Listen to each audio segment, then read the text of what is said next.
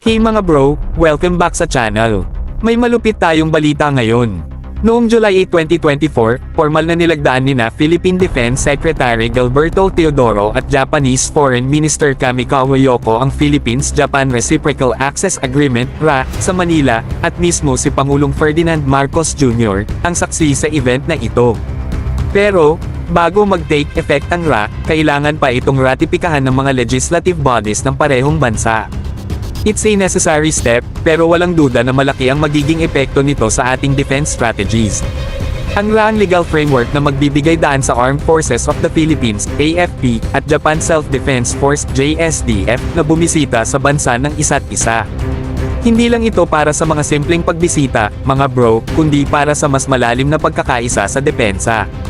Dahil dito, pwede na ring mag-level up ang joint exercises ng AFP at JSDF. Hindi lang peacetime operations tulad ng Humanitarian Assistance and Disaster Relief (HADR), Search and Rescue (SAR), etc., kundi pati na rin combat operations gaya ng air defense, surface warfare, anti-submarine warfare, at electronic warfare, ground operations, at iba pa.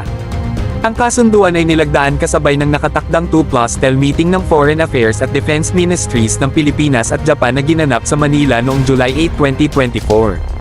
Malinaw na hindi lang ito simpleng kasunduan, kundi isang hakbang tungo sa mas matibay na kooperasyon sa pagitan ng dalawang bansa. Ano sa tingin niyo mga bro? Game changer ba ito para sa Pilipinas at Japan?